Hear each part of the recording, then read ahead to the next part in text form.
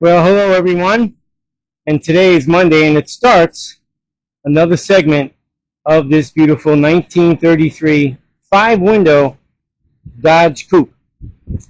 I wanted to mention a few things before I get into what's being done, how far I've come on the project, and explain, not that I really need to explain, but when it comes to doing these videos, everybody knows who watches them, they all say the same thing. They take a long time. It's a lot of editing and processing when you're doing this, and at the level I'm doing it at, these other guys pay for the certain, whether you're using CapCut or whatever program they got, it's costing them a little bit of money, so they have a little better features and they can do a lot of neat things that I cannot do, and I just don't want to pay for that stuff just yet, not until YouTube steps up the game, so to speak, and starts doing their thing that they do for everybody else.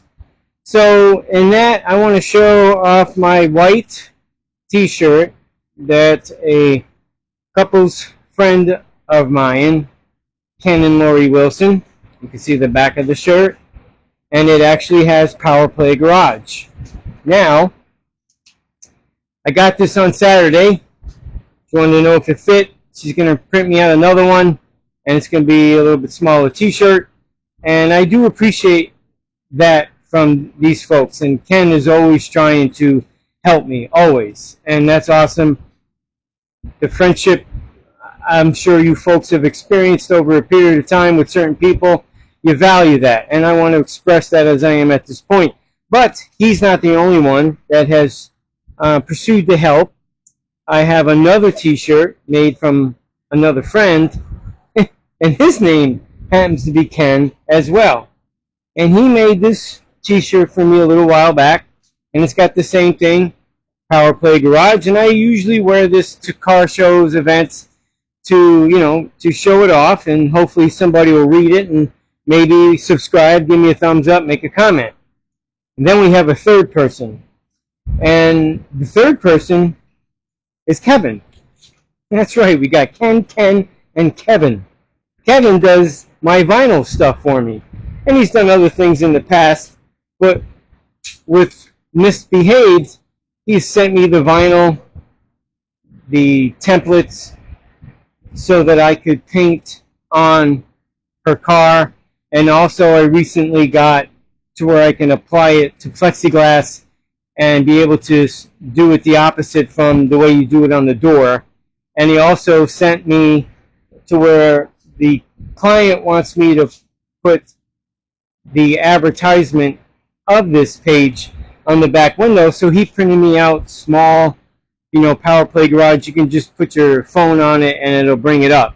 He's done that with me, and I've shown that in the past with my Instagram page. I put all these vinyls on my glass and everything that I drive so people could see it. Whether they do or they don't, or if they go up to it or not, I have no idea. But it's help in the right direction, and I appreciate those people that help me like that, because they don't have to. No one has to do anything, but I just want to show my gratitude by putting it out there in the public and expressing the value of their friendship. Now, I don't know if I want to ruin this white shirt. I'm definitely not going to ruin that green shirt and wear it as a mechanic or even putting a car together, unless I'm going to stay clean. If I can stay clean and not ruin this white shirt, then I could do that. Even buffing, that splashing, even though I have an apron, doesn't cover everything, but I don't want to ruin the shirt. But I will wear it in the beginning, just as I did, advertising Power Play Garage. See that? All right, so I've done that. I want to bring up another important factor that I've noticed as I skim through Facebook, Instagram, TikTok, YouTube channels and pages and whatever else.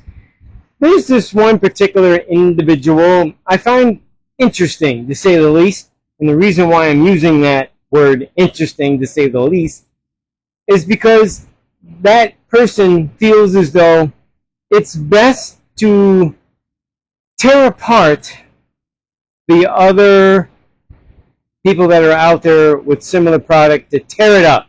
It's junk, it's garbage. That individual is trying to promote their product, and that person feels as though by damaging or discriminating or just saying how bad that other product is to sell their product, I think that's pretty crappy.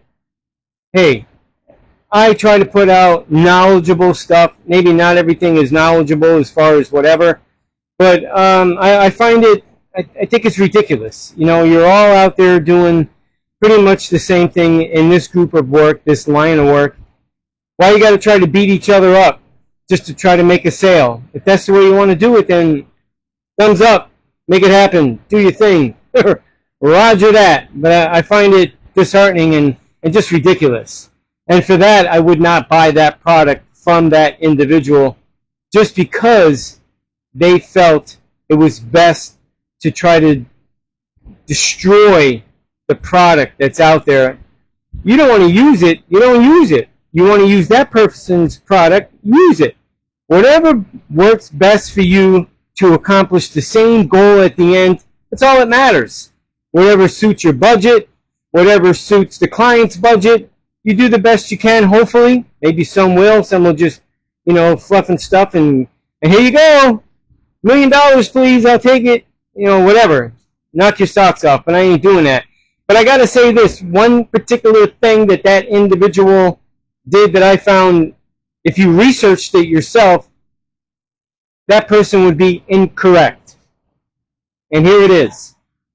This is my DeWalt buffer. It's got duct tape on it. It's got metal on it. It's not junk, but it fell or something happened and I cracked the handle. So a new handle is $200 to $250. The average, we'll just say, is $2.25. A new buffer at that time when I researched this was about $3.25. I mean, $3.50, depending on where you get it. And there was no way in God's little green earth am I going to give any company $200 to $225 or $50 just for the handle, the shell. No trigger, no hardware in it, just the plastic shell. And nor was I ready, and still not ready, to spend $3.50 and more on a buffer that I know that works. I just had to be creative, and this piece of metal right here, which is probably 12 inches long, and I cut some curves out, actually came from a 61 Lincoln Continental. The actual cradle where the engine hovered over, I had to cut, restructure to fit a newer engine in it. So I saved that piece, for as ridiculous as that may seem, and I repurposed it. And it might not be the most comfortable thing to use, but it works, and it works well, and it's variable speed, and for me that's important. And that's what leads me to the next part, variable speed. So now this individual is going to buff a hood on the car. Maybe it was a sample hood, maybe it was a client's hood, I don't know. Not really sure, didn't really care, but that person was going to buff away. And he set the buffer on 3,000 RPMs. Well, in my experience, and this is my experience, no matter what product you use, this is 3M, and this is actually Super Duty rubber compound. I like using this, first off, especially when I finally found it, because the other one that comes in the yellow container is a heavy compound, but this is even heavier. This works faster. Faster for me in buffing, knowing I have the ability to use a circular buffer. I rather do that. It saves me time, saves the client money. I'm happy, they're happy. So if you read the instructions on the back, which to me these are tiny prints, I don't have my reading glasses, it'll tell you the recommended speed for the product. So you get the most out of it. And I found it's best to follow the instructions because they know their product better than the individual who bought it. I believe. They made it, they know it's best, and to get the most out of it, I find at that point in time, I start off with the slower speed. I don't want the stuff to flash all over the place and to dry up, because it will dry up if you start off too fast. So I start off in a nice motion, and I'll show you. this pad here, the charcoal gray one, was for the second part 2 of the 3-part phase of buffing. So I'll start off easy, slow, so that the material can spread around the product that I'm buffing. And it won't dry up, it won't evaporate, because that's exactly what will happen. And when I feel as though I took my time and I worked it in at that slower speed, not 3,000, not even 1,500 RPMs, slower, and as it starts to do its magic, then I start picking up the speed, because at that point, the displacement of the product is there. I've already worked it slow, let the product do its job, and I want to now start bringing the luster up and go ahead at, if it calls for 2,500 RPMs or whatever it is, I bring it up to that speed and let it work. And that, as far as I'm concerned, is actual facts. And if you research that with other people who actually do use a circular buffer, you know, with the white pad or even a black pad or whatever, they'll tell you, just do a small part at a time. Don't try to do the whole thing. Work a little bit at a time. Don't run it fast so stuff doesn't evaporate and then it becomes useless. So research that and you'll find out. But I found it real interesting that guy just railed away at 3,000 RPMs and that stuff was flying, and before you know it, you seen it just disappearing quickly, and it really wasn't doing what it should be doing, what the product is supposed to do. Now keep in mind, 3M, I'm not being sponsored by them, by no means. I'm not being sponsored by anybody, and once again, I've said it again. So, moving forward, I just got done doing the hood. Last Thursday, today's Monday, when I started to wet sand the hood, and I start at 1,000, and then I go up. Or maybe I'll start at 1,200. But 1,000 would be the heaviest grit. My work, my spring, when it's all said and done, really doesn't acquire to go anything heavier. It comes out really clear, it comes out nice, and actually, the company that I get the product from, I call them and I even ask them how do they spray certain products. I want to get their feel on it because they're the ones that are not only spraying it, testing it, making it. I want to get feedback from these guys here, you know, Auto Paint HQ, once again, not being sponsored, but nevertheless, and being that you could speak the same language, I got his feedback on certain products. And I also told him I didn't like one of the products I got from them, and that was their white sealer. Didn't like it. It ran way too easy. It was too thin. And two, I think it sat on the shelf too long. He agreed, and normally he said they usually shake the hell out of it for about 20 minutes, and that one they did not. It was probably a good solid inch thick on the bottom of the can. I did mix it up, and I did take a butterfly wheel to it to make sure I got the best out of it, but I wasn't happy with it. And I was glad I put 2 coats on there. But nevertheless, I do express my thoughts even to the companies that buy the product so that they're aware of. Maybe it was a bad batch. I don't think it was a bad batch. It's just that it sat on the shelf a little too long. Not too long you can't use it, but they didn't prep it before they sent it, so to speak. But nevertheless, got through it. But when I was started the wet sanding process on this hood on Thursday, I noticed some spots I did not like. Okay? Didn't like it. And as I went on just to test certain areas, I found that for me, it's not acceptable. I painted this hood hanging up on the rack. So obviously it was vertical so that I could shoot the entire hood because there is a hinge in the center of this hood. And I wanted to make sure that it was exposed as much as I could. And I'm pretty sure you can see that. And that is the rack that I hung it up on. And I just didn't like it. And because I didn't like it, I said, nah, not acceptable. I'm going to repaint it all over again. And I did. So I actually sanded it down with 800 so that I can get through it, get it done, make it pretty. I covered the underneath with paper and tape all the way underneath so no overspray would get on it because it was already painted. and make sure that this sat the way it would on the car. So this way the two seams opened up at the top, and to make sure I can get a comfortable shot of whatever from the color to the pearl to the clear inside the hood. And very, very satisfied, very happy with the outcome. So I did it Thursday, and I went into Thursday night. I wanted to make sure at least the color was on so that it had throughout the night to flash. And then Friday morning, I came in and I actually pearled it, and I gave that probably about an hour and a half of flash time, which it says 15 minutes to maybe 10 to 15 minutes, I think it says, to flash. No, I triple that, maybe even longer. I want to make sure that it's all the chemical flashing that could happen is out before I put the clear down.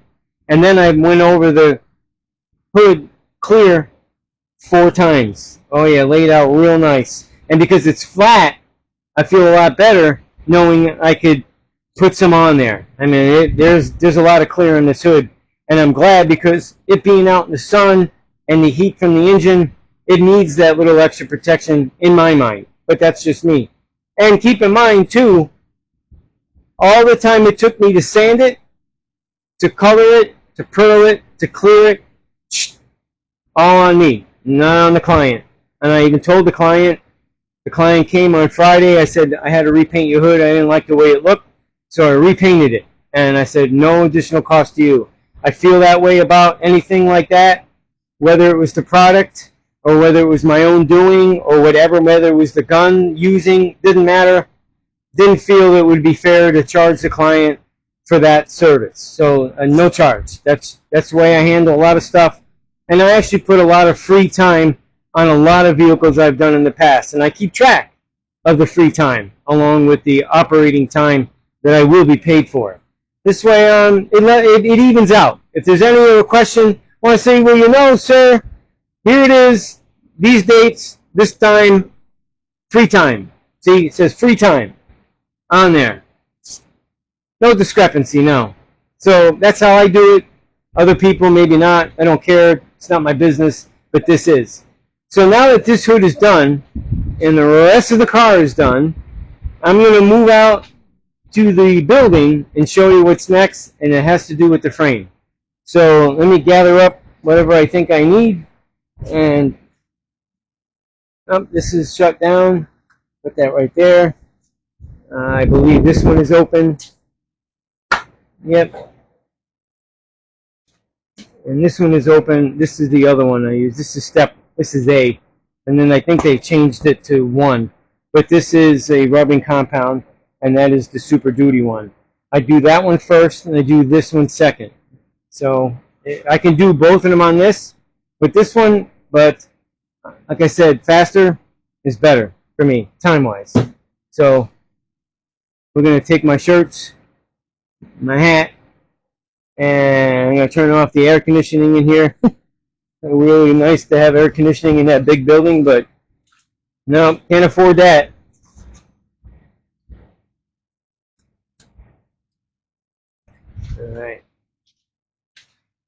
All right, so I'm going to take you inside and show you what's next. Oh, and my other videos I recently posted, because I just didn't want to bore people with the same thing of wet sand and buffing. I saved footage from working on my car, and I posted that, I believe, I know I did one Sunday night. I posted it. It's because it's just the same thing. Now that it's something different, I will be posting back this 33 Coupe, and any other video prior. I know I did another one prior that had to do with my car, and then showing the grill of the other one. That's the reason why I don't want to bore people. It's hard enough to get subscribers to watch your content. But in the meantime, I at least got to do that much. And now we're going to go further and go inside the building. You can now see that the front nose of that is exposed because I have the rest of it covered. And I have all the finished parts over there. So what I'm going to do first is actually move those pieces out of the way so they don't get damaged. Those pieces right there. And then I'm going to support the front axle up off the floor. I'm going to take the front wheels off, and I'm going to start with actually putting on the front disc brakes assembly. Actually, on Friday, I went through all those boxes so that I could label what's in these boxes. All this stuff has to do with Misbehaved, the client's car, and I needed to know what was in it, and I wanted to know what was missing, if there was anything missing, and sure enough, what's missing is the AC compressor and bracket. So the client's on top of that right now, handling it, and that's going to be that. Once that comes into play, then I'll have it to put on the engine. I'm looking forward to that. I'm kind of thinking that this week I should get that engine back. If not, I'm going to be hollering at him and finding out what's taking him so long, because he's had it now, I think he's had it 3 weeks, and he told me 2 to 3. So I know the guy, I trust him, and my biggest thing is that, trust him. And if it takes him this week, which would be the 4th week, then so be it. You know, there's not much you can really do about it. At least it wasn't held up for 6 weeks and it not being done. So, like somebody else. But that's okay. You know, it's taken care of. So what I'm going to do is I'm going to put you on standby. I'm going to jack this thing up, pull the wheels off, and then show you the parts and move forward. Until then, stand by. Okay, I'm back. You can see the wheel is off. It's on jack stands.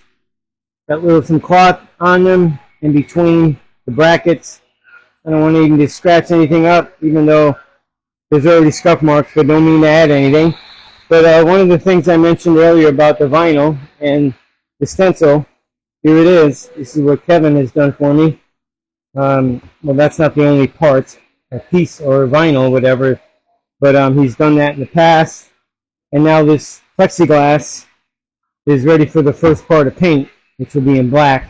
But the other stuff I mentioned is like this here, the radical curves, and with the skew to just go right onto it, right to it. And then that right there, and other stickers he's made for me. But here we're going to get at the project at hand. This is basically the mock-up point, because I want to paint the brackets, and I was going to paint them on Friday along with that sign, but after thinking about it, if it doesn't work as far as these brackets being as accurate as I'd like them to be, then I'm going to have to, make some changes. And in doing that, I might be scarring it up. Let me move that a little closer. I might have to make a hole a little bigger or something, not really sure. But they came like this, kind of marked up and rubbing each other. There's 2 of them, obviously, on one for either side. But I want to make sure that it all goes together well. And as long as it does, I don't have to make any changes, then I will paint these brackets. The calipers as well. And they are here in the box. They're nice and fresh. So what I'm going to do is I'm going to start disassembling the drum brake. Heck, there ain't even no pressure on that drum brake. There's no drag. But that's alright. Doesn't matter. Got myself a small ball peen hammer and a small thin chisel. I don't like using screwdrivers as a chisel to pop off the front dust cap, grease cap. Oh, in this case, I didn't need to pop it like that. It works without hitting it with the hammer behind there. So far, anyway. So,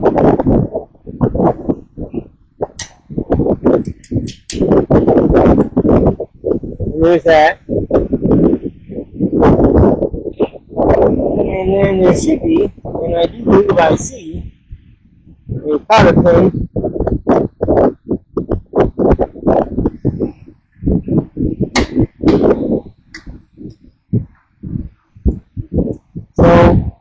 Obviously, you got to remove the cotter pin. Looks like a fancy little crooked hook that pops these out after you straighten them out. But it's too loose. I can move that back and forth by hand, and it should be that way. But that doesn't matter because this is not going on there. It's coming off of there.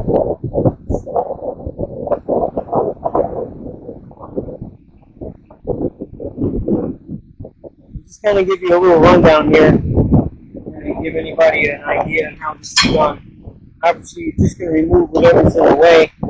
First the nut, then you have a flat washer. And in this case, the flat washer is attached to a port sleeve, which carries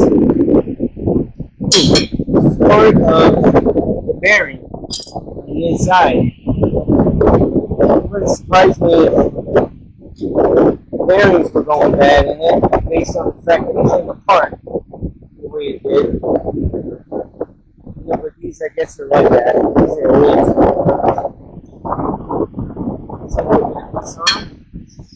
Not enough to make me happy, but once again, it's okay. I'm not using it. Yep. So I'll set this aside.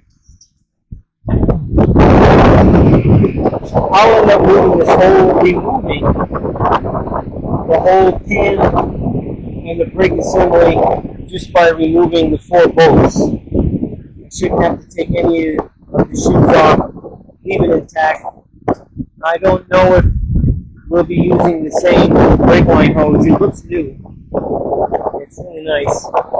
And I don't believe that this setup, as far as I saw, comes with new hoses. In these boxes, it comes with bearings, a new dust cover, grease cover, and the rotors, and there's the brakes.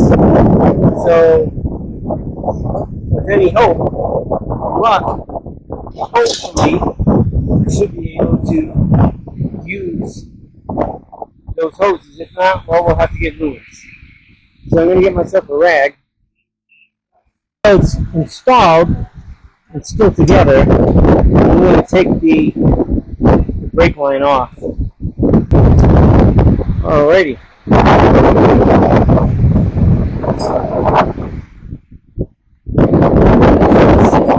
Should be 9/16. Actually, it's 5/8.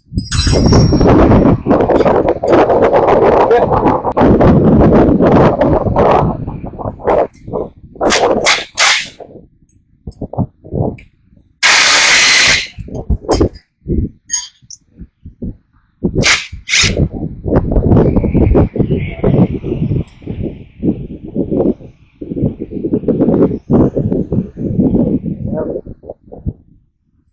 Back.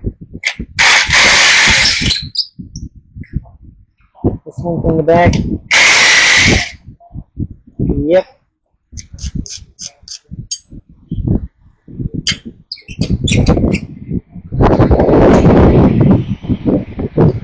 Be careful because the lower arm, the steering assembly is hooked up to 2 lower bolts. So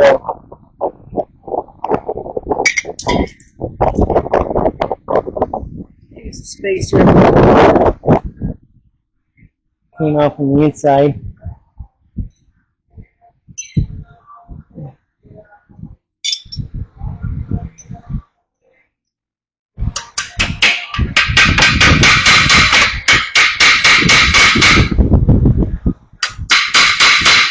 Here we go, that's part of it. Here's the other half. Here we go. That this works. It's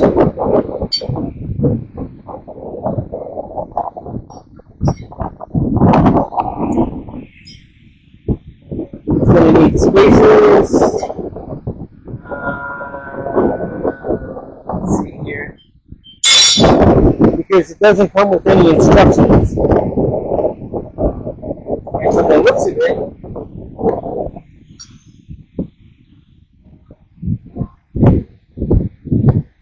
the caliper part goes in here,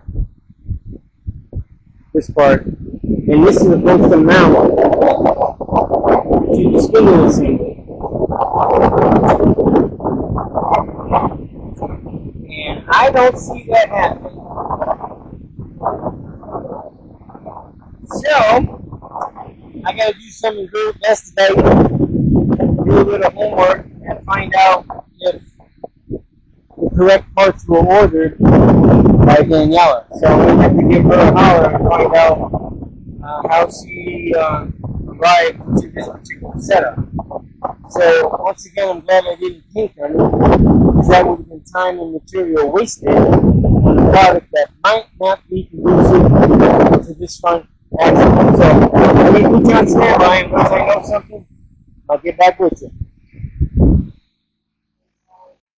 Okay, I'm back, and as you can see, the front wheel is back on. Unfortunately, the setup is not correct. I was going to try the rotor, but that would have meant I would have had to put the race inside, because it comes with race and bearings. You would have had to put the race inside the actual rotor. And that's not a good idea, because if the whole kit's got to be returned, I don't want the client to end up getting charged for something just because the race was put in there just to do a dry run. So with all that being said, I just felt as though it's best not to do that. The company that made them or did whatever should be able to tell us whether if they work or not, and what has to be sent back and what doesn't. Maybe the whole kit will have to be sent back, even though it's sitting on that. But I didn't put the backing plate on with the brake assembly, and already the tie rod ends were super close to the tire, clearing and everything, but still super close. But I just wanted to be able to put this back together so I can still move this frame around. That's pretty much the objective here. So until the next part, I'm going to start checking into the other brake line. Well, the brake lines are on there. Okay, they're already in. Fuel line, I think that's out. So I'll end up putting a new fuel line in. And until the brake assembly comes, I really won't be able to do much more with the disc brakes in the front. I'm hoping that the engine is done, like I said, so I can get that on the engine run stand and running, then painted, then install with the transmission and the frame, and then I can start putting this whole thing back together. But until then, we'll see what more I'll do on this video for this segment, and then so that I can keep moving forward. So until then, stand by. Tomorrow's another day.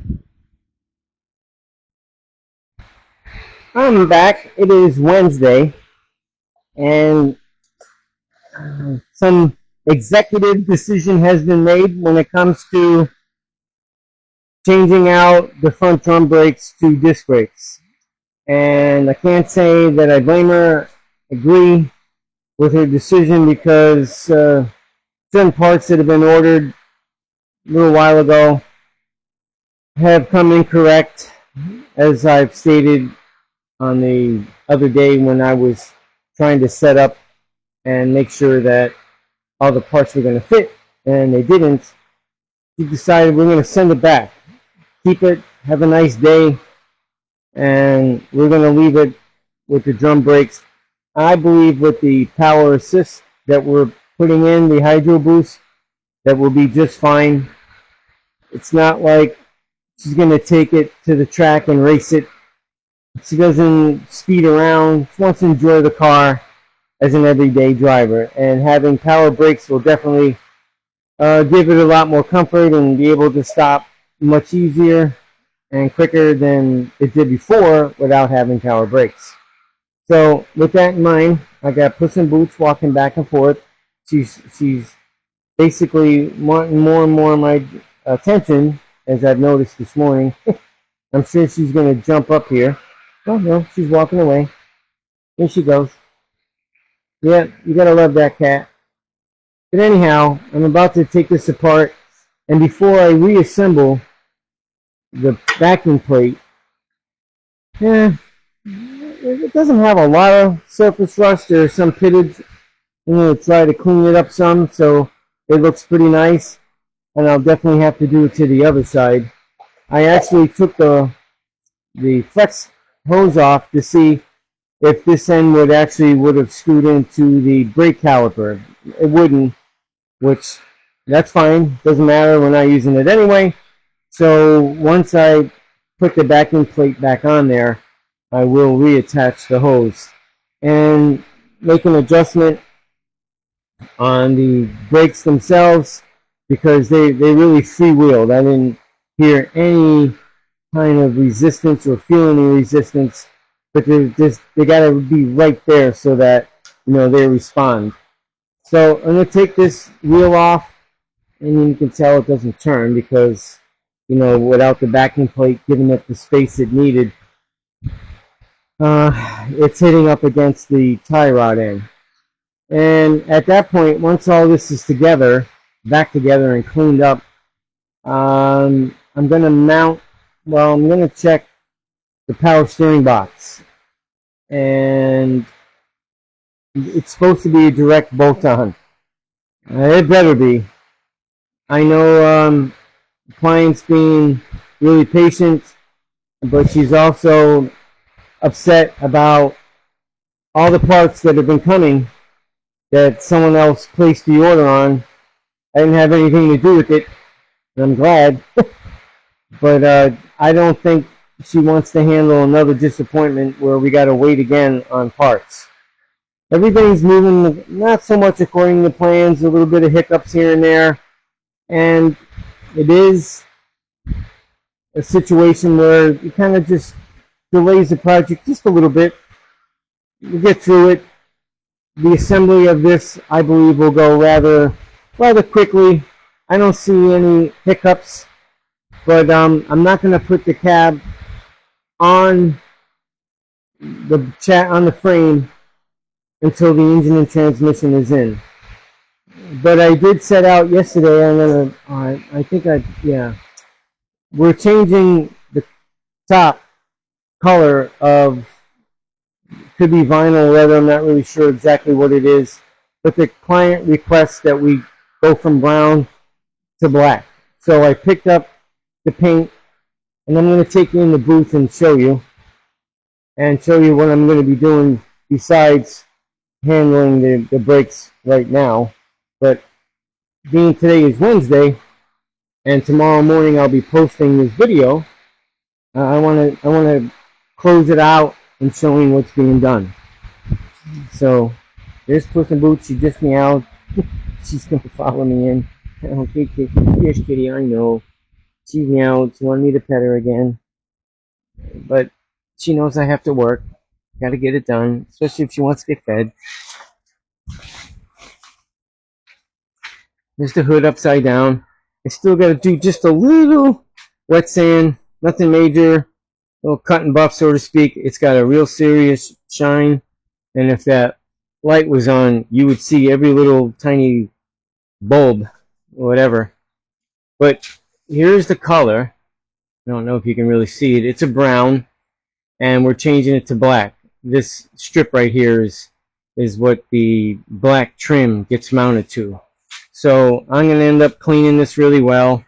I'm going to obviously clean the top because it's all been cut and buffed, and there's a lot of dust from buffing.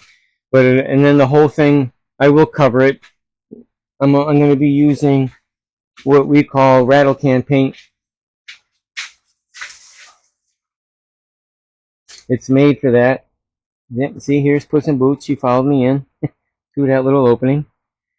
And it is a vinyl and fabric paint, which is good. I've used this before on the Lincoln with not so much as changing the color, but just freshening up certain spots that needed to be touched up, and it worked out really well. And that was probably 5 years ago, so it's still holding up. So there is a process to that, and I'm going to show that. Well, I'm just going to explain it because it's kind of boring. Once you have it cleaned really well, then what I'm going to do is I'm going to add an adhesive promoter, a real light coat. When you apply the paint, I would recommend doing light coats, and most likely you'll do 4 to 5 coats. You want to make sure that you don't get any, like, let's say blistering, but separation. So if you were to lay it on heavy the first time or even the second time, and you might end up with a problem. So I'm going to suggest, because I've done this before, that you do a light misted coat over it. You know, just take your time going back and forth, cover it, wait till it sets up and dries, and spray it again, and just keep doing that until you get to that 4th coat. And at that point, if you feel it needs just one more, then 5 it is. But most likely it will be 5. And just take your time. And when you get to like going to do the 3rd coat, you can go a little bit heavier. 4th coat, absolutely go a little bit heavier than the first 2. But definitely the first 2 coats that you put on there, make sure it's light. You know, don't try laying it on there. I think that you might regret it. Other folks have just done that. I like the idea of doing an adhesive promoter. I feel as though it'll just add a little bit more reassurance, I'll use that word, when it comes to making sure the stuff sticks. I'm not sure how long that product lasts, but so far it's been 5 years in my car. But this will be out in the sun, so it should last 5 years, if not longer. I really don't know. I'm just guesstimating. And I know that the client will take care of the vehicle, so it could last 10 years, 15 years, who knows. But there's nothing on the can that gives you an idea on how long it'll last. But remember what I said, light coats, straight light. Yep, nice and light all the way through. And as you get to the 3rd coat, you can go a little heavier, 4th coat heavier, 5th coat, definitely you can lay it on nice. And give it an ample time in between to set up and dry and do its flashing. So there's really no need to actually show it. It's just, you know, I'm already to the point where doing these videos, I'm getting response, but not what I was hoping for, especially for the fact that I've been in it 9 months. I was hoping for better. I'm going to keep doing it, but I know I got more response when I'm actually fixing things. But in this case, I am fixing. I'm basically doing almost 100% renovation, and that's a fix. But it takes long, and most people just probably get bored. You can see that reflection. There's Miss Boot. Miss Boot and Boot. She's waiting for me to go back outside. She came in yesterday when the air conditioning was on. Don't blame her. But this is going to pretty much, I feel, finish out this segment of this beautiful coupe. And until the next one, try to get something done. If you would, give me a thumbs up, likes, make a comment. That'd be great. I would appreciate it. And until the next time, thanks for watching.